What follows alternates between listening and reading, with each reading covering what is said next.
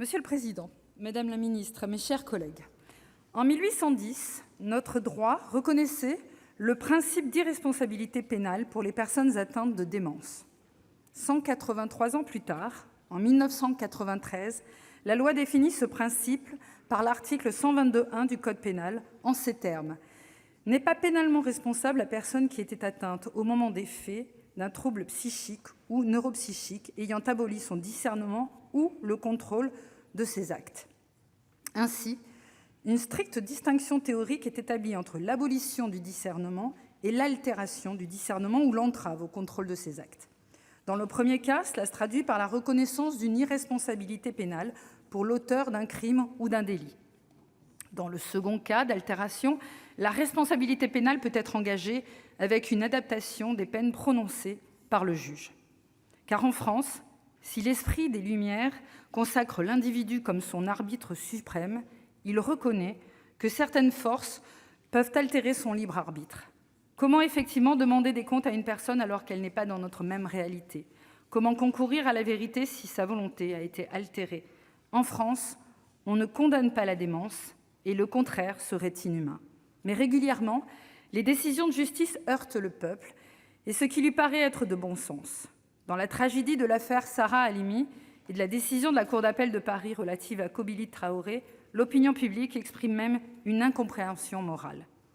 Or, la loi de 2018 relative à la rétention de sûreté et à la déclaration d'irresponsabilité pénale pour cause de trouble mental visait justement à renforcer le droit des victimes, mais aussi des parties civiles, pour qu'au cours de cette procédure particulière, un effet catharsis puisse s'opérer.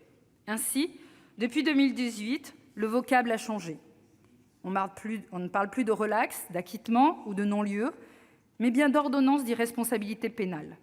Dans le même temps, il est donné la possibilité aux victimes et à leurs familles de demander une audience devant la chambre d'instruction où témoins et experts psychiatriques sont convoqués pour être entendus. Lorsque son état le permet, la personne mise en examen peut aussi assister à la déclaration de son irresponsabilité pénale avec son avocat.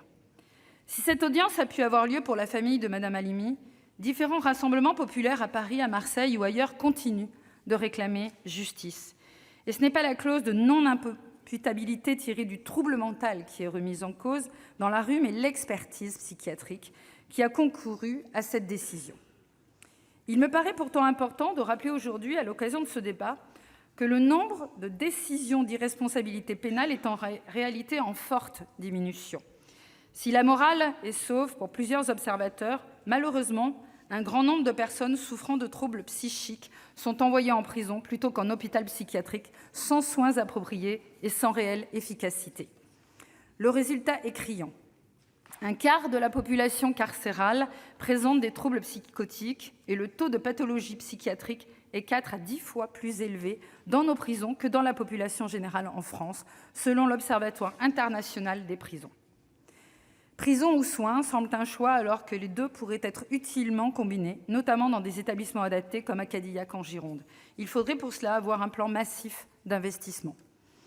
Pour compléter les nombreux travaux parlementaires menés sur la question de l'irresponsabilité pénale dans le rapport d'information Prison et troubles mentaux de mai 2010 de nos anciens collègues, Mme Desmontes et messieurs Barbier, Le Serre et Michel, les commissions des lois et des affaires sociales ont souhaité nous confier, à mon collègue Jean-Pierre Sol et à moi-même, la conduite d'une mission d'information sur l'expertise psychiatrique en matière pénale. Aujourd'hui, l'expertise psychiatrique est le facteur déterminant dans la décision du juge de reconnaître ou non la responsabilité pénale d'une mise en cause. L'expertise psychiatrique joue le rôle de régulateur, ou plutôt d'arbitre entre hôpital et prison. Il peut certainement y avoir meilleur arbitrage, meilleure articulation, meilleure prise en compte des attentes de chaque partie. C'est pourquoi je profite de ce débat pour rappeler notre travail sénatorial partagé qui en est actuellement au stade des auditions.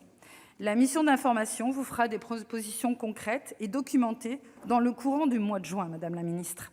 En attendant, nous nourrirons nos travaux de ce débat utile que nous propose le groupe Union centriste et plus précisément Nathalie Goulet, que je tiens à saluer particulièrement ici.